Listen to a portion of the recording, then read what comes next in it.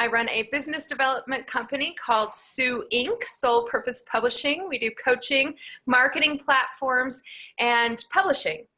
We take people and turn them into personalities and experience into expert. You've done your own writing as well, correct? Oh yes, I am a writer by craft, by trade, by passion, there's no way I can't write, or else, I just get depressed and suicidal. Talk about your own personal writing process. What is your writing process? My writing process, are you a stream of conscious? Do you plot? How do you set up? No, I don't write fiction, so I don't plot. I'm not an outliner. What I do is generally the book is already written by the time I sit down to write it. So I'm all about, not to get too woo-woo here, I'm all about my soul and the creative energy working together. So by the time I sit down, I'm just tapping into flow and channeling. I mean, really, like it comes through me, not out of me. It's a great high, and I think the reason artists return to their work over and over and over is to get that high that's called flow, right? It's like this brain thing that happens where you're challenged, you're losing time, you're receiving a lot of pleasure and contentment.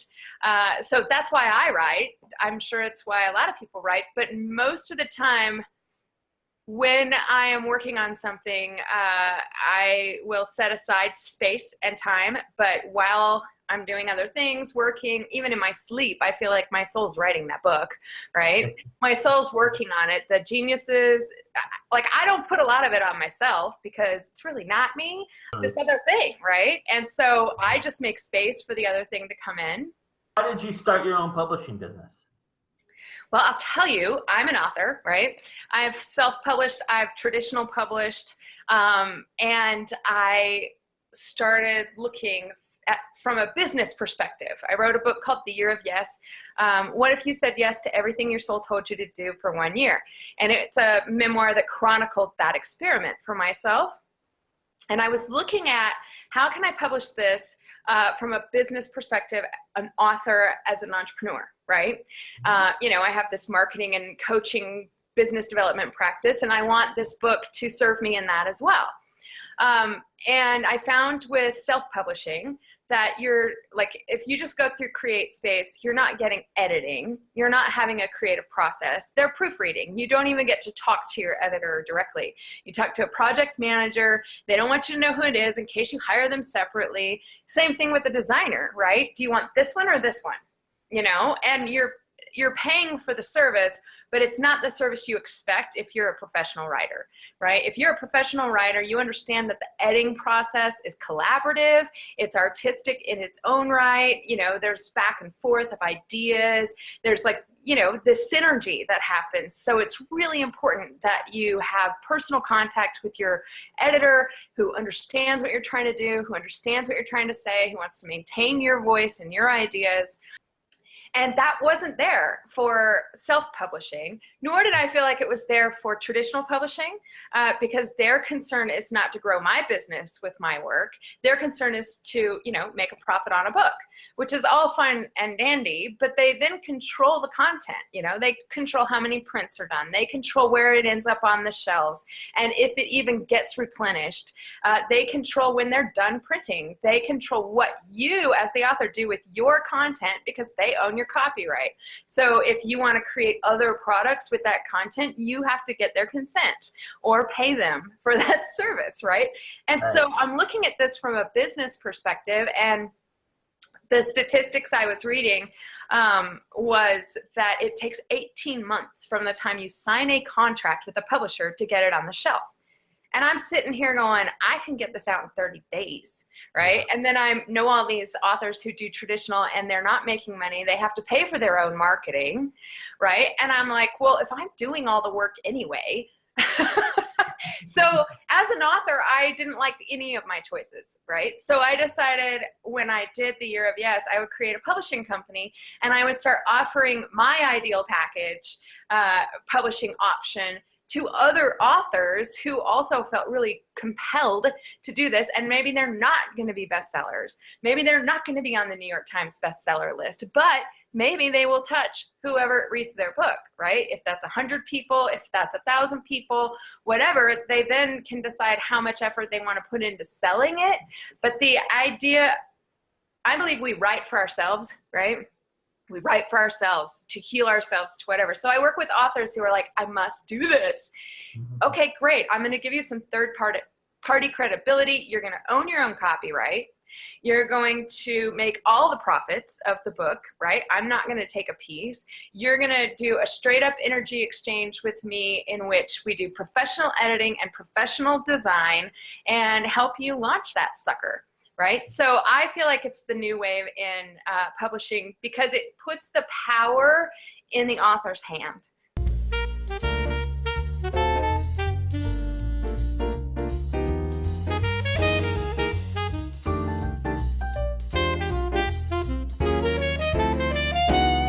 You mentioned that you write from the soul and it speaks to you, writing comes to you. But is there a certain amount of research that you do within your books, and are you careful about checking facts that you might label into your own writing or into someone else's writing as well? How do you go about the research process? Well, I was trained as a journalist, so citing sources is big.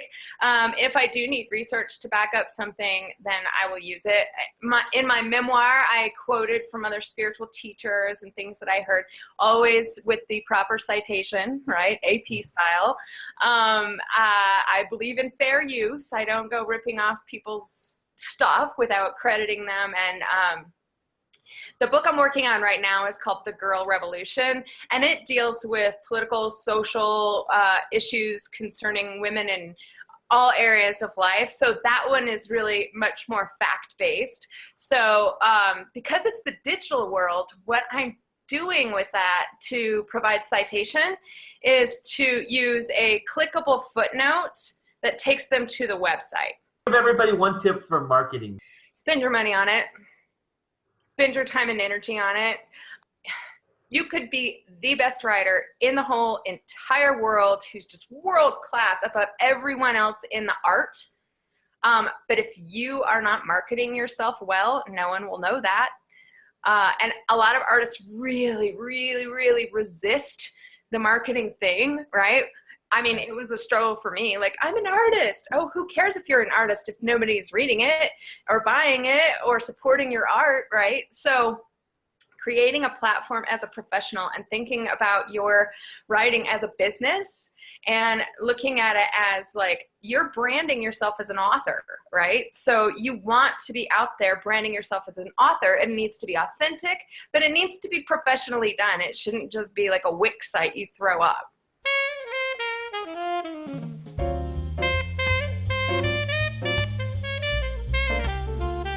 All right, Tracee, what is your go-to swear word? Fuck. It's so fun to say. As a noun, as a verb, as an adjective, like it's such a versatile word, and it has a punch to it that's really gratifying and satisfying. What do you think is the first step to finding your center and achieving balance, not only in life, or not only in writing, but in life? Getting quiet. There's so much noise. You know, we're inundated with noise all of the time, whether it's on online, Facebook, YouTube, media, television, Netflix, radio, you know, just there's a lot of noise. And then that gets all mashed up in your head with your mother's voice and, you know, your Church of Origins voice and, you know, what this pundit said about that and blah, blah, blah, and your neighbor's opinion and how the hell are they voting for her or him, you know, like there's a lot of noise. There's a lot of expectations on you. A lot of people have an agenda for your life. Right? So your mother kind of had an agenda for your life. Maybe your spouse has an agenda for your life. My kids have an agenda for my life. They think that my calendar is available constantly. You know, so I find that if you're not getting quiet enough to hear yourself think, so to say, to hear your own soul's voice, your own internal, they call it the still small voice in some traditions, right? It's small, it's always there, it's always talking. But if you are just inundated with so much noise and information and you're not filtering and giving yourself space to hear that voice, it's of no use to you, right? So I would say that's the number one thing to change anything about your life. Get quiet enough to know what it is that you really need to hear. That's the challenge, to get all that noise, I call them the outside voices, out of your head, out of your psyche, out of your thoughts, and tune into right here, right? Your inner wisdom, your inner guidance system, your, whatever it is that you want to call it, it's there, you've felt it, you've heard it before.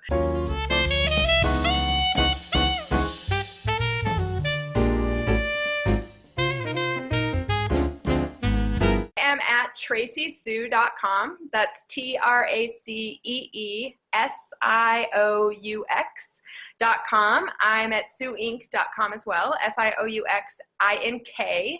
And I'm on Amazon, obviously, with several books. And I'm on Facebook. And I love it when people friend me personally so that I can really interact with them. I find my business page isn't as effective to actually interact with people, and I really do like to get to know people and, do some innovation and collaboration and some networking and some friends and all that. Thank you, Tracee, so much for doing this. Thank you. I had a great time. I appreciate it. Yeah, have a great day. You too. What do you think is the hardest message to get through to authors that you've seen wanting to be published by you? Do you really want to know? Yeah. And this, I think, is across the industry with my colleagues as well. I can't afford it. Like someone else is going to magically appear to make their vision, their dream come true. Like there's some infinite number of investors who are like, oh, you can't afford it? Well, let me pay for your dream for you. Let me pay for your art. Like artists have been working to support their art since the dawn of time, right? It is your responsibility to invest the time, the energy, and the money to make this happen for yourself. And if you're like, oh my gosh, I can't afford editing services, you are not serious about this. Oh my gosh, I can't afford professional design, you are not serious about this. So respect your art enough to invest in it. Bravo.